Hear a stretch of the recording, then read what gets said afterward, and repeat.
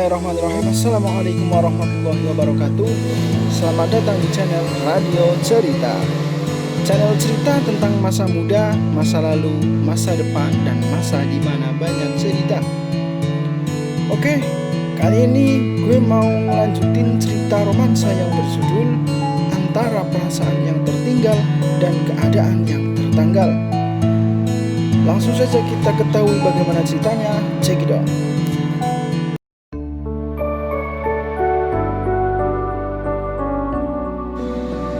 Seperti biasa, pagi itu alunan azan subuh menyadarkanku akan mimpi yang juga perlu diperjuangkan dengan lantunan doa.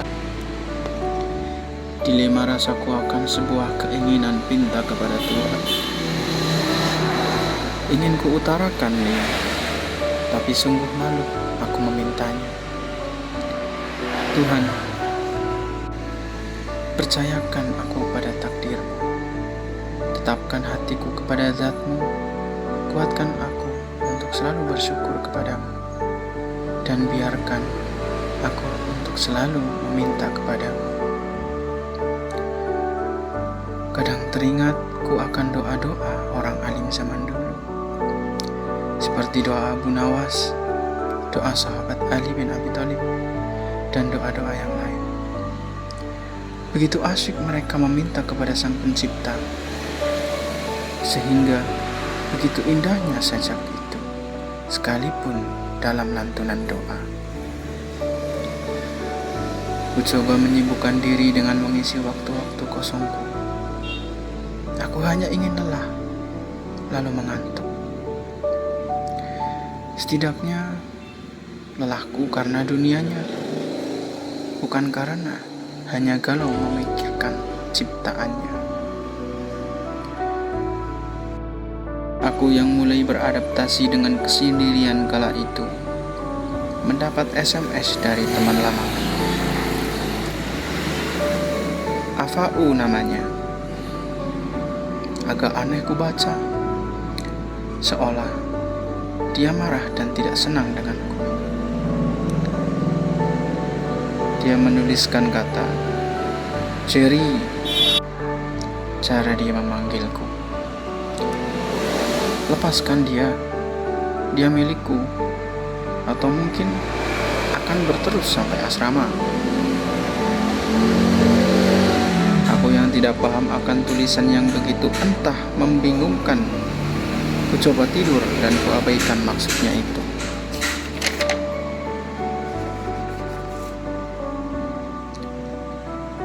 Berkali-kali senja menyapaku, bahkan rela menemaniku untuk menulis dan terus menulis. Aku yang mencoba menatap pikiranku yang begitu lelah untuk selalu mengenang suatu kenangan. Serasa terdengar ucapan, jangan buang masa lalu, setidaknya untuk menuju masa depan. Perbaiki hari ini dari masa lalu, untuk merajut masa depan yang penuh akan puluhan ribu langkah juga tujuan.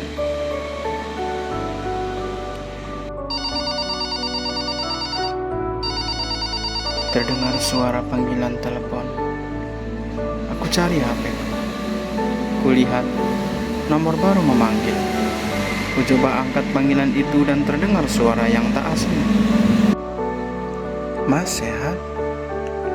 Ngapunten, kula kantos nomor. Oh, nggih Mas belum. Nggih, ucapku. Makin dalu malih nggih Mas, insyaallah. Jam 09.00 kula telepon malih. Diangkat loh, ucapnya.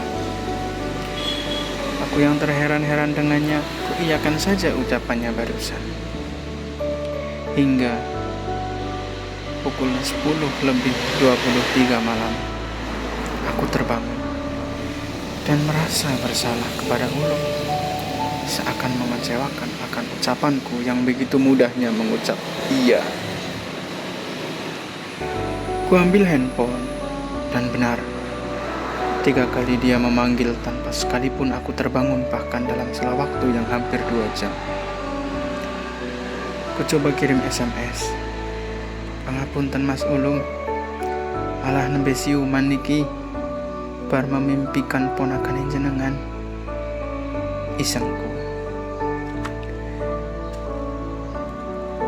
Notif pesan terkirim berbunyi,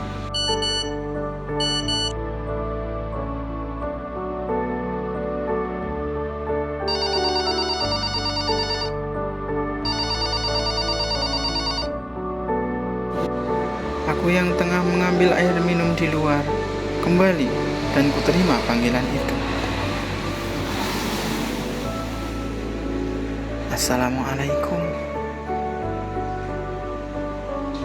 Terdiam, terpaku, termenung, terkagum akan suara lembutnya.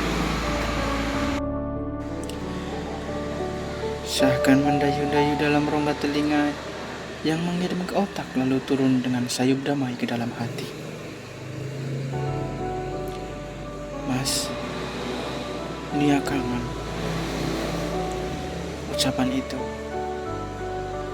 seakan-akan inginku untuk terus mengulang dan terulang-ulang selalu mendengar.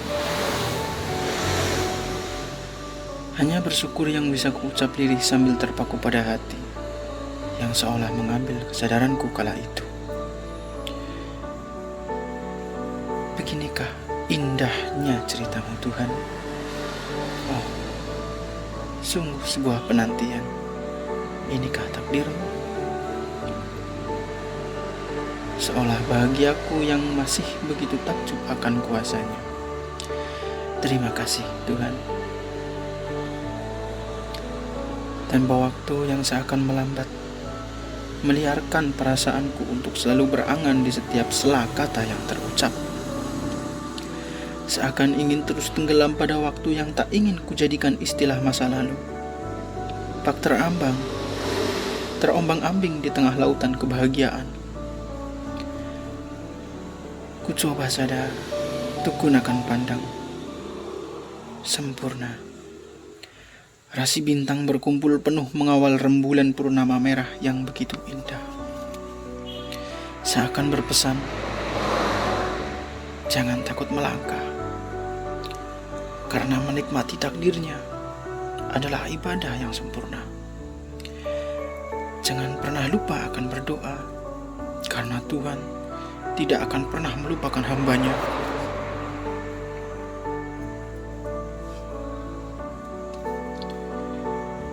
Ku coba balas salamnya.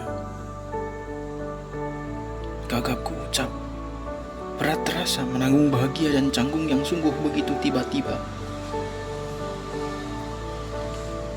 Waalaikumsalam, ucapku gemetar. Satu kata terberat dan begitu menegangkan kala aku berucap.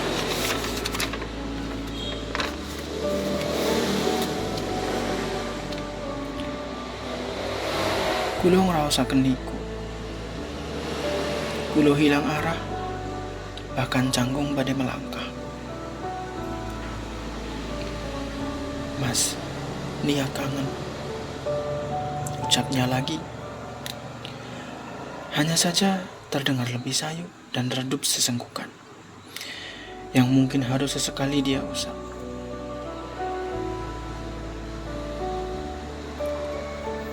Kulo sayang Mbak Nia. Ku beranikan diri dengan memasrahkan hati. Hanya suara tangisan yang begitu semakin jelas terdengar.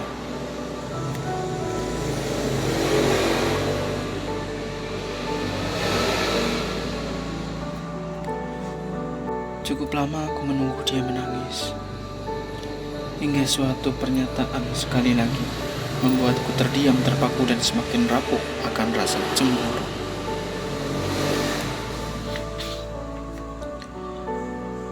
Nia sayang mas, Nia mau piyambakan malih. Mas ampun tilar Nia malih. Begitu singkat, padat, dan jelas mengikat kami akan sebuah keyakinan untuk saling menunggu, mengisi, dan bersejak kata untuk mencandu. Matur suwun, Mbak. Kuutarakan kata terima kasih yang penuh dengan kesemangatan. Ampun Mbak Malengke Mas, adik sayang Mas. Bunda Lu, see you kasih. Nice dreams. Begitu ucapnya. Suatu kata yang ingin ku misiungkan dan kupancang di sebuah tempat khusus untuk lepas merindukannya. Yes, I know. Hanya kata itu yang bisa kukatakan karena kekuranganku dalam bidang tata bahasa.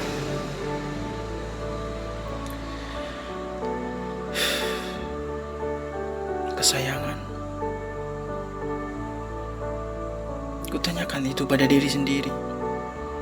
Percayakah kamu?